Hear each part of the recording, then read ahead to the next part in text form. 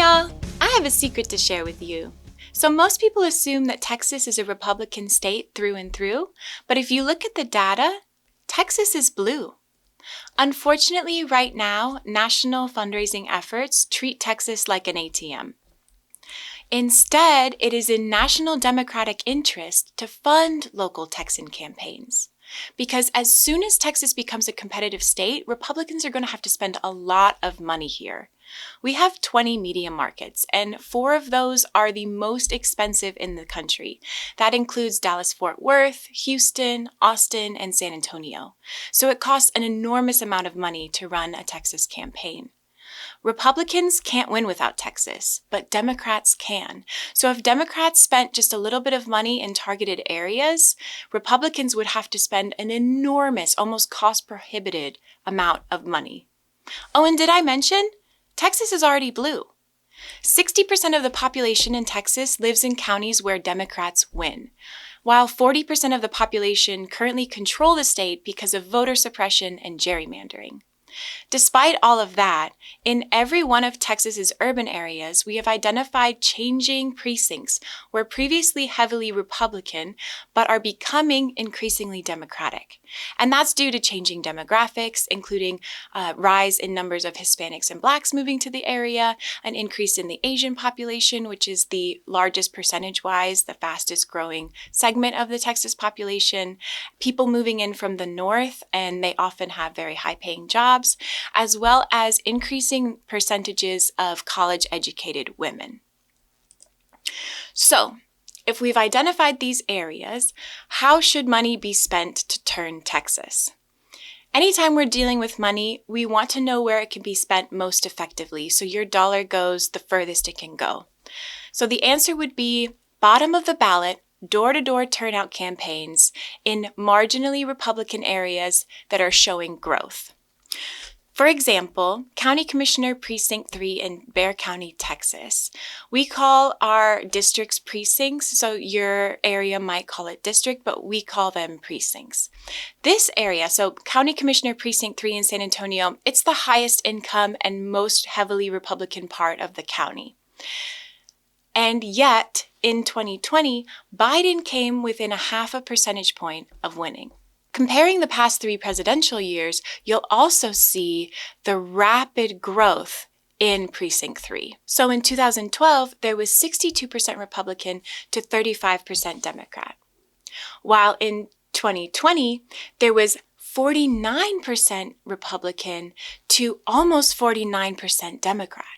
So that's a huge shift in the power dynamic there. And a lot of people will assume, oh, if it's already shifting that way, we don't really need to do anything to change it. But we'll see in the next slide why it's important to invest in that area. Also, the 2020 election that came within 0.5 percentage point of turning Democratic, those election results underestimate voter potential because it was during COVID and it was before the Dobbs decision, which is huge primarily for college-educated women. So, I talked a little bit about how some people say, oh, if it's trending in that direction, we don't really need to invest in it, it will happen.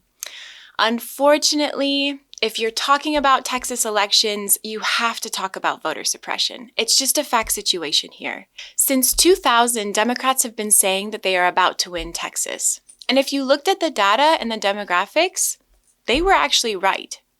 And yet, our state does not elect Democratic officials at the state level, despite being more than half and growing minority. This is because of voter suppression. Voter suppression techniques are most effectively applied to low-income and less educated voters. Unfortunately, minorities are much more likely to fit these categories, and that's why they are strategically in place. Voter suppression techniques have also become increasingly successful. So this is why when we say, oh, Texas is trending that way and demographically it's going to turn blue, Unfortunately, we're kind of in a race against the clock because when Democrats find ways around these suppression efforts, the legislature and the state Supreme Court pass or enforce laws making voter turnout strategies illegal or just much more difficult. So examples of that are the elimination of straight ticket voting, voter ID laws, which I could talk for hours about how that affects primarily low income, less educated, and minority voters, limitation on vote by mail, and more. So what can we do?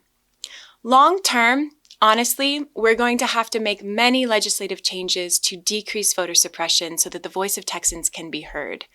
In the meantime, however, the Republican legislature will continue to increase barriers, including removal of elected officials based on the enforcement of the law.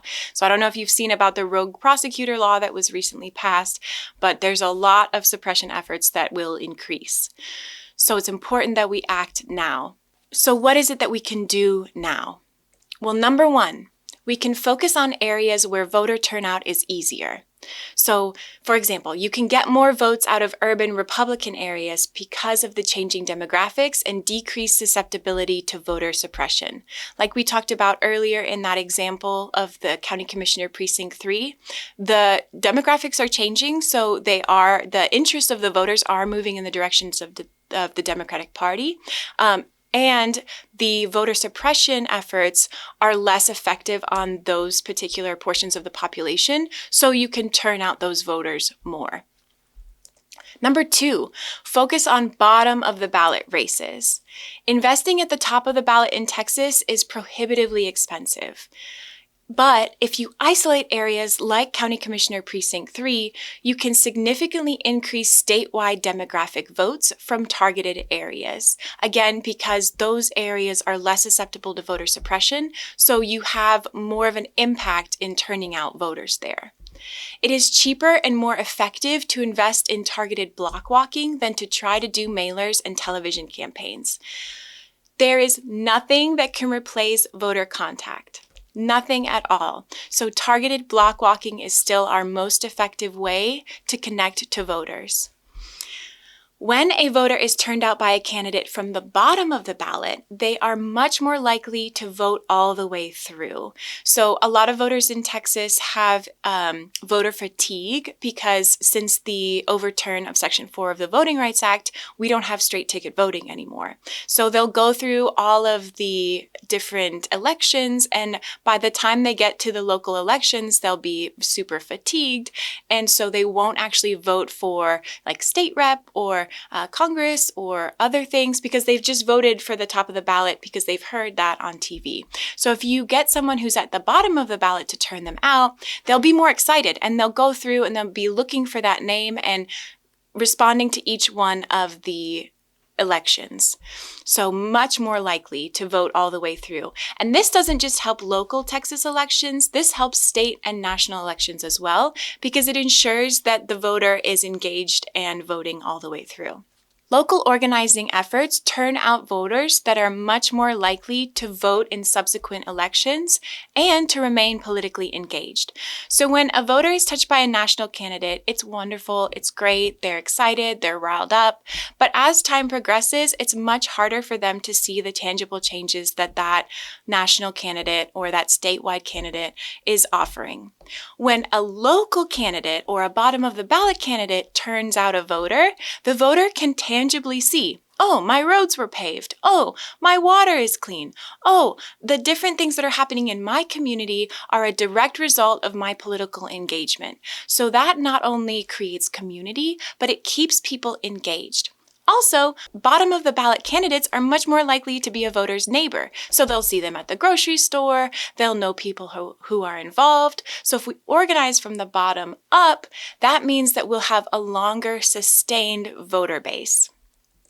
All politics is local. Texas needs your help.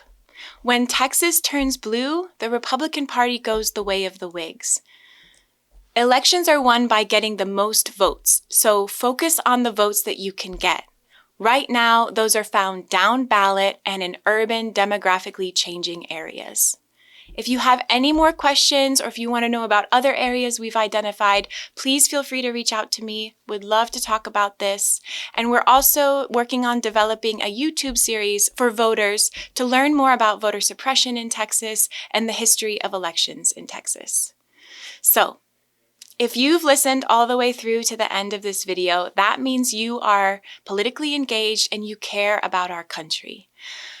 Because of that, I salute you, and I am so happy that you exist in our world, and I hope that you will consider donating to local campaigns in Texas. We need your help. Local candidates in Texas are not supported in the ways other states support local candidates because Texas is seen as an ATM and not as a place that you can invest in. I can't tell you how many political strategists I have talked to nationally on the East Coast and the West Coast that just assume Texas is out of play.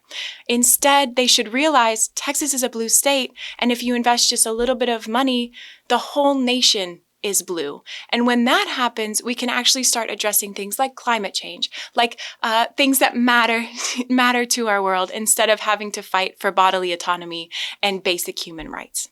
So again, please reach out if you want to learn more.